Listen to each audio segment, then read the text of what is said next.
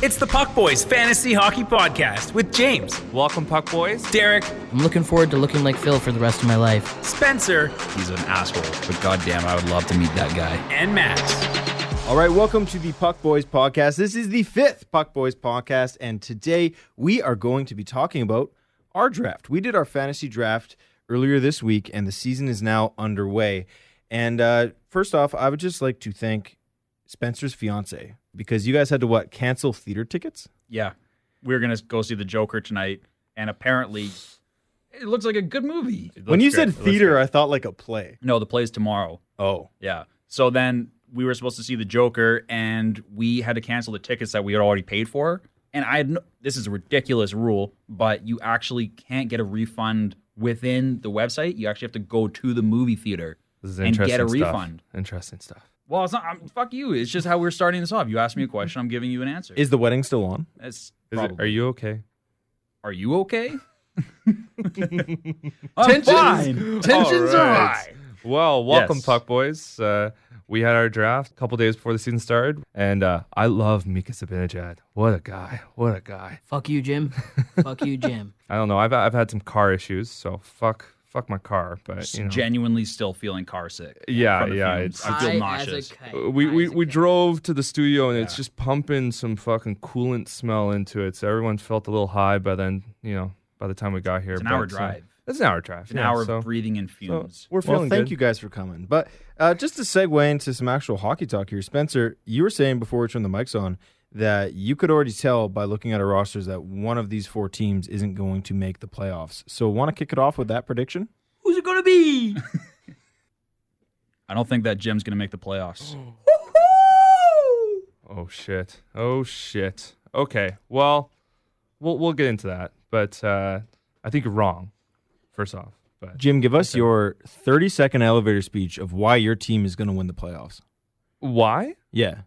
Because Convince us. It's fucking awesome. I have a great ass fucking team. I got Mika Zibanejad and Mark Stone in the first and second round after I already have my keepers. So, and Derek's looking at he's all upset because those guys are taking notes from my last year's championship team. Eh? Not only that, Carter Hart is going to be my MVP this year. You wait. This Philly is a brand new team. I got a young goalie that's going to get me 30 plus wins right off the bat. Spenny, your goal. You picked fucking what's his name? David Rich in the fourth round. No, James. This isn't about Spencer. This is about you. So let's analyze James's team a little bit, shall we? All right. So a couple guys are jumping off the page here to me that I think could cause you some trouble here. We have Eric Brandstrom with Ottawa, who's obviously a really great prospect. He's a defenseman. Yeah. He could be this year's Shabbat, or he could just be another defenseman who gets no points. He's owned in 5% of leagues. They have another guy who's owned in only 5% in Adam Fox.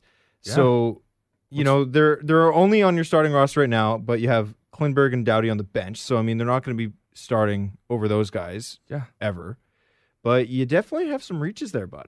Yeah, you got to take risks. I was so disappointed when you took Brandstrom because I was hyped on him. I actually was thinking about offering you some trades, which I've already sent out about 26 this preseason. When he was traded in the Erik Karlsson trade, right? So from San Jose to Ottawa, right? He was supposed to be the next big thing. He's supposed to be the next Swedish superstar defenseman. So I took a flyer on him. I took him late. It wasn't early. You guys are, you can attack me. I'm going to fuck you guys up in 5 minutes. Let's not lift James up too high. He did draft Ryan Getzlaf. I did. He still plays in the league, eh? He does. He still plays. My God. I even drafted Corey Perry a little goals later. last year. Yeah. 14 goals. I went for it. Your team just looks like a whole bunch of has-beens. It's dusty. I'm not going to lie. It's real dusty. Your team is just a fucking desert. So, I mean, you have Jamie Benn, who's your keeper, but he's only owned in 66% of leagues. I'm telling you right now, Zibanejad's taking that spot after that first. Let's list off the performance. has-beens. All right, you've got Derek Stepan. He's probably going to be okay, but Bounce back. Kevin Hayes, third liner, going to crush about 15 goals this season. Second has line. been. Michael Furland, well, he's going to be playing he's probably going to play good minutes. I actually like Furland. As for any player that comes to Vancouver, he will score 7 goals this year. 7 goals. He will score 7 goals this year. To defend Jim a little bit, I do really like his goalies. I think he has one of the stronger stables got of good goalies in the league. He has Hopi, Carter Hart, and Peter Mrazek. So in Hart and Mrazek, those are two of the most bright young goalies in the league. Mrazek's taking on a huge starting role this year with Hurricanes, who proved in the playoffs that they are a very good team and they got better this offseason. So he's going to be helming the starting role there, and that's going to be a lot of points. And then Hart, he's still a little unproven, but he could be one of the better goalies in the league very soon. I'll admit I reached on Hart a bit. I got him late in the third round, and I went a little early on him. But I was thinking, this is a young goalie. He's, I think, 21 years old. He's in, a good situation with Philly, who I think they're going to do better. At the end of the last season, when they finally, started to play Carter Hart, he won 9 or 10 games in a row. Like if Philly can get on a run here, and they can win, 4 or 5 games in a row, he's gonna win me weekly matchups. So I love Carter Hart in the position he's in. You didn't. I don't know. I don't think that you made too much of a reach. I feel like that within our league, that goalies they're valued so high that most of us do take that reach on goalies because we know that we're not going to be able to wait on them until the next round. You picking him up in the late third round, like all the other goalies, they were being snagged.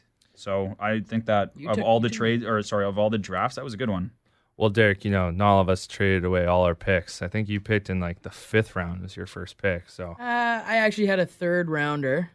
No first, no second. 1/3, no 4th. 2 5ths. So that's where I really got some quality players in that 5th round there. Well, yeah, let's move away from James here and let's focus on Derek, because Derek, I mean, if we're going to throw stones, talking about has-beens, you have Ilya Kovalchuk on your team. You have Jordan Staal on your team.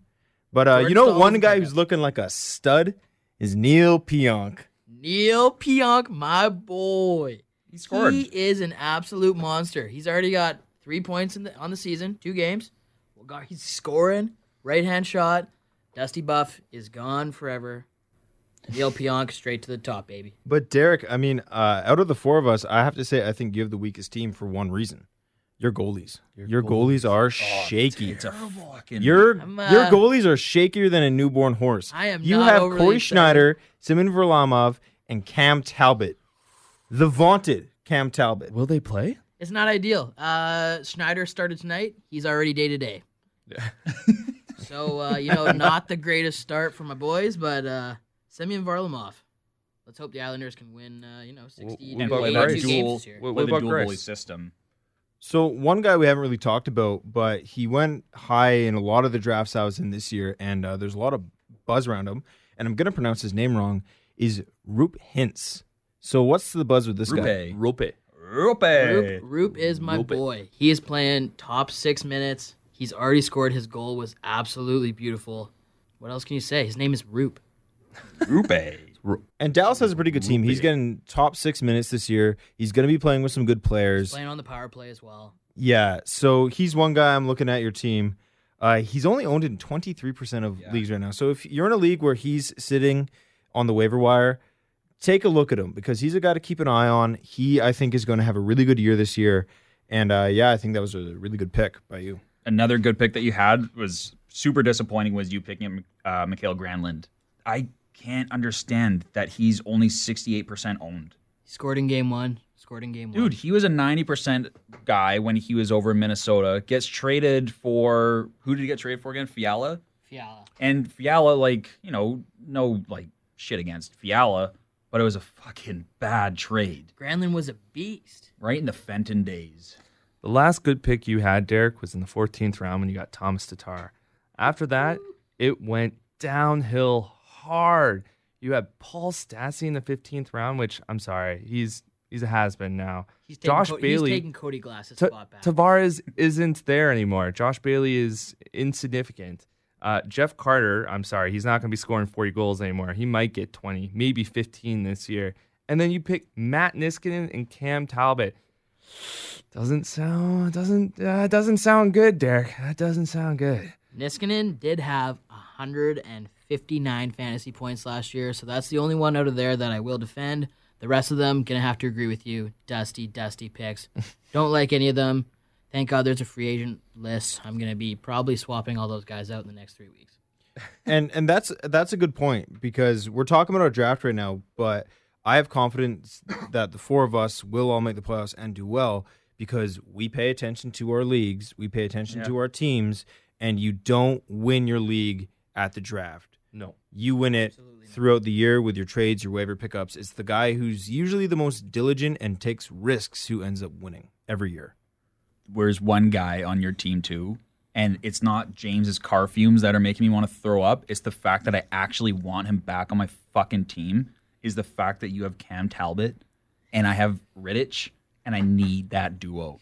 The fact, just already leading up to this, I have offered, Derek and I have been going back and forth because, Trade City. Trade back City. to Trade City again, where, I just, it makes me so uncomfortable how badly I need this guy on my team now. And I apologize for saying in the first episode I was going to go and murder Cam Talbot. I would never hurt you. You're my boy. That's Spencer's sweet baby angel. I love you, Cam Talbot. On that point, let's move to Spenny's team. I really want to talk about Spenny's team here because you had the second pick in the draft, and there was a couple people sitting there for you. And just give context to our listeners, we're in a bangers league, so hits mean something, pims mean something, fuck plus minus, but block shots mean something. So he picks Johnny Gaudreau. And soft like butter. This guy's gonna fall apart. And sure, you know what? He's gonna get power play points, but you picked him second. And I'm sure it hurts that Taylor Hall went first. Murdered me. That one hurts.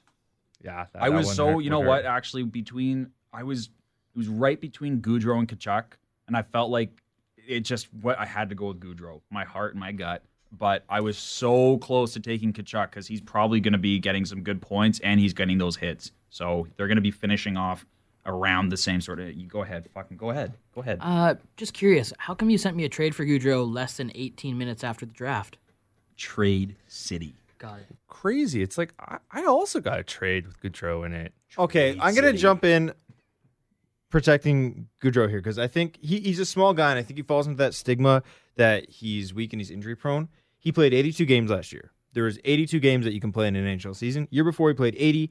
Year before that he played 72, and then he played 79 and 80. So in his career, he's only missed 13 games. That's a pretty durable player. And last year he put up 99 points. I think that's a really good pick. I think he is the second. I would have taken him second. He wears number 13, so I guess he's capped out on missed games. Boom. You know what? I hear what you're saying. If you're in a points league, Johnny Gaudreau is amazing. But this guy last year had 12 hits and 12 block shots. If you consider those stats, he sucks. Okay? And I'm going to put forward the trade that Spenny sent to me. He wanted Gabriel Landeskog from me, straight up for Johnny Gaudreau. And I calculated and I went, Landeskog gets at least 160 more hits a year or a season. And that's extra 40 fantasy points in our league. So right off the bat, Johnny Gaudreau is going to have to score how many goals more than Gabriel Landeskog? It's just not worth it. And that's why I turned the trade down. Yeah, just to give a little bit of context, in our league, there's quite a few keepers. So we're not saying that he was the second overall player taken in the entire league. There was quite a few players off the board. So guys that went right after Gaudreau were Evander Kane, Artemi Panarin, Tkachuk, Rask, DeBrincat, Aho, Rene Zibanejad. So looking at that list, I mean, it's not a big reach. I think it's a pretty good one. Yeah, just reiterating what I said, if I was picking second, I'd take Johnny. Fantasy god. Who is a fantasy god? Ovi is a fantasy god. Ovi hits 200 times a year. He shoots 200 plus 300 shots a year. He scores 50 goals. He's a fantasy god. You know who else is a fantasy god in a banger league? Evander Kane. Evander Kane is a fantasy god in our league because he will get pims. He will hit. You'll look at the box score and he'll shoot 6 times, have 4 hits and 2 block shots. He'll have no points, but guess what? He still gave you 2.5, 3 points. Do you get points for suspensions? Dude, he'll punch the ref and get you 40 penalty minutes. Oh, in don't one get me game. started on this. That ref had it coming. I want to okay? get you started on this. Okay, so if you haven't seen it, go look at it. But Evander Kane is getting heated with England from Vegas. And this San Jose Vegas matchup is awesome. I don't know about you guys, but it's a lot of fun. Pretty awesome. Yeah, Fuck yeah. It's going to be a good battle all year long. Yeah, I love it. It's going to be fun. And Evander Kane, maybe not the nicest person. Haven't met him, but who cares? Hometown hero. Hometown hero, yeah. He used to beat kids up at high school, I heard. Yeah. Hometown hero. Great guy. Hometown hero, Evander. Man. He is a tough guy. Let's be honest. But he's a tough guy that can score. And he was getting in the face of Derek England. And I think he slashed Derek England, but I think he hit the ref right on it. He hit the ref. He hit only the ref. Yeah, he hit the ref, right? So there's no scrum. There's nothing. But the ref is still in Evander Kane's grill. Like he's holding on to him. And so as the play is going dead, the puck's nowhere near Evander. The ref takes him to the ice. Okay, the ref takes him to the ice. So when he gets up, he shoves the ref. And yeah, that's a suspension. You're not allowed to, touch the refs. And, I'm not one to say go, kick the ref's ass. But come on, the guy took him down. I love Ryan Reeves. I love Ryan Reeves. And his response to that was, it was incredible. Poor Evander. Poor Evander. Poor Evander. Gotta hit the gym, no? Yeah, you called him weak. Yeah. Called him weak. Taken down by the ref. That's a scrap in the making. Can't wait for that one. Dude, Revo is a legend. It's one. I want to hear more about you guys fucking talking about my team because I actually love my team this year. I don't really like David Rittich. I don't like timeshare goalies. I really don't like the combination of Cam Talbot and David Rittich. I think Calgary's in trouble, and I think in the fourth round you could have taken. I really like Peter Mrazek, who I got a little later on. So, Spenny, I don't know what you're doing there, man. I picked a goalie because I needed a fucking goalie, Jim. So there's a couple guys on your team. I think the more casual fans won't know who they are. So let's just talk about why you took these guys and why they're on your team right now. Vitaly Kravtsov with the Rangers. Kravtsov is a rookie on the Rangers, and I can't give you all the stats about who he is, but he is the next to Capo Caco guy, and the reason people aren't talking about him is purely because they got the number 2 Capo Caco. Kravtsov, he's kind of just like sitting in the bleachers waiting for his name to be picked, and he's expected to have a good career. I have tossed him on because we do have an NA position for guys who are not currently playing in the NHL. They're down the AHL. So he's banked on my NA right now. I feel like I can just take him off when he's actually up here. I think he's going to be good. I don't really know too much about him. He was a super, super late pick. So, I don't know. Right winger, New York Rangers, could be a big guy. He's only what's his percentage? 3%. It's not somebody that I'd need to keep on my team forever. It's just a possibility. And another guy, a little bit more well-known of a name, but he's going to be buried down on the roster of a very talented team, and that's Zach Hyman with Toronto. Where do you see the value in taking these kind of third and fourth line guys? Well, he does have the potential of coming up to the second line. He has put up the numbers in the past. I think that I'm not sure exactly where I drafted him. It had to have been a little bit later, but I could toss him on my IR because where we are with the waivers right now, I knew that I'd be able to pick up somebody to take his place, and he's somebody that once he comes back, because I think he's supposed to miss around 15 to 20 games. Once he's back, I can just toss him back in. I have my rotators on my team. I picked up Brandon Tanev in his place for right now. And yeah, he's not really anybody other than he could be pretty good. He's not my number one guy, so I don't have a lot to back him up with. He could do well. Toronto's a good team. He could be playing second line minutes, multi positions. I like him. Spenny, you do have some picks that I like, but I think you got in trouble early. I don't think you picked a defenseman until you picked Cale Makar. Dude, list off my defensemen. I really like off Cale all Makar. my defensemen right now.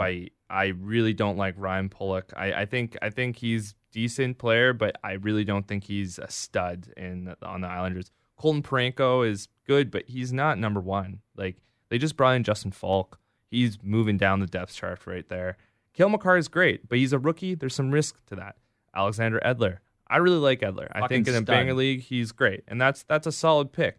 But Adam Boquist, I don't have Adam Boqvist. I dropped him. Oh, you already dropped him. Well, you drafted him last in the draft. So Well, it's I because guess he was supposed to be my NA position because I expected Kravtsov to start playing. But then when he got put down to the AHL, I'm like, I got to drop one of them. So I got rid of Boqvist. And you know what? And Morgan Riley is still going to do what he needs to do for you. But I'm looking at this, man. And you picked up Robert Hagg on the Philadelphia Flyers. Yeah. And did you say Matt Dumba yet? Yeah.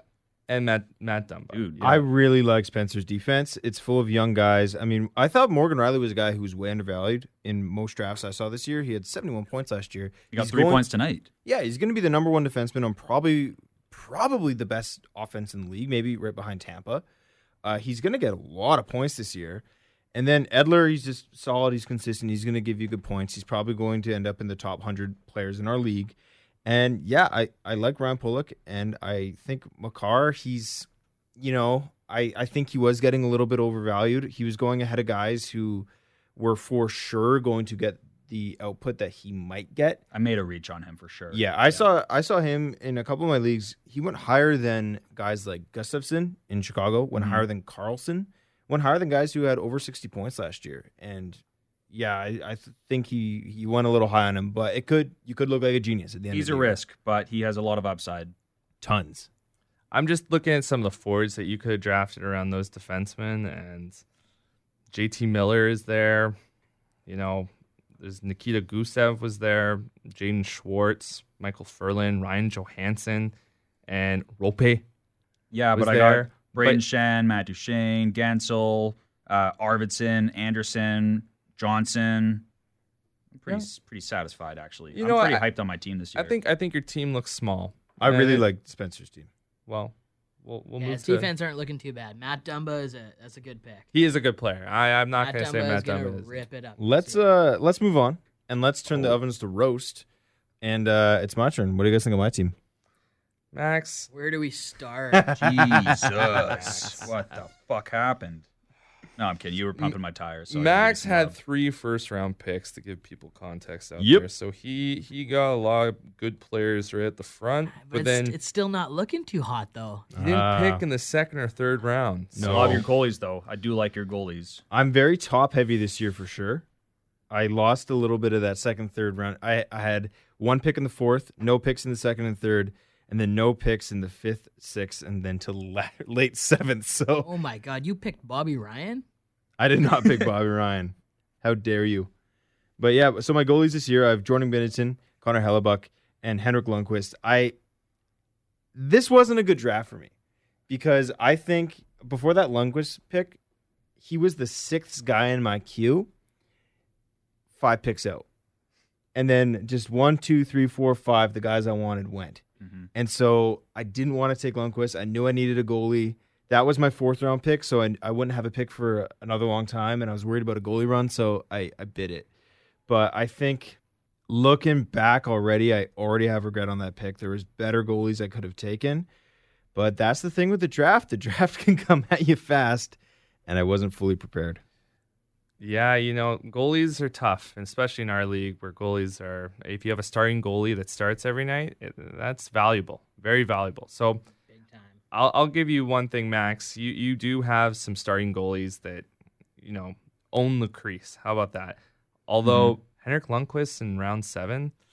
Sorry, 7. In the 4th, I took Sean Couturier.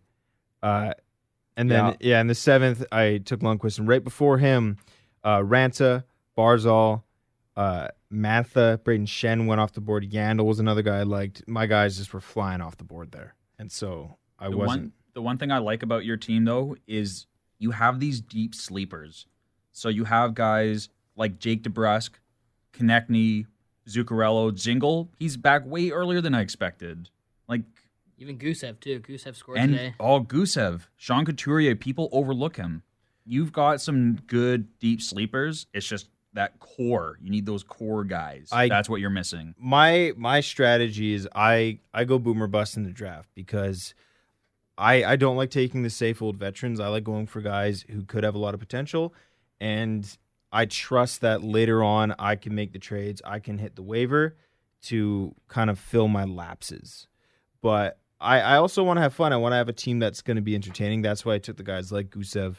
I took the guys that could kind of bust on me, like Panarin and Aho. They're smaller guys, like James was saying before. We're in a banger league. Those are not banger guys, but they're fun guys to watch. They're going to fill up the scoreboard. You pretty much have the first line of Carolina, though. And Damn Carolina, straight. yeah, you've got Aho and Teravainen, and where is he? Zinkel. And he's probably going to be like second, first line. That guy he gets overlooked a lot. He's a good player. Multi-position, too. Left wing, right wing. Yeah, Dzingel and Aho good, but Teravainen, no way. No, I'm not a big fan, Not in a banger league. I'm not. Yeah. I have a pretty light Teravainen team. and Charlie Coyle are looking a little rough over there. We do have to kind of Yeah. backtrack, though, and remember who your keepers are with Jack Eichel and Alex Ovechkin and Erik Karlsson. So you're not lost. You're just kind of beaten away through the bushes right now. So one guy on my team I wanted to kind of get your guys' take on here is Victor Olofsson. He's with Buffalo. He's a young guy. He's going to be a guy that a lot of more casual players will have no idea who this dude is. But the reason I took him is because at the end of the draft there, you're combing through the desert. There's not a lot of guys. And I had read an article that he was going to get the first line minutes in Buffalo with Eichel and with Ryan Hart.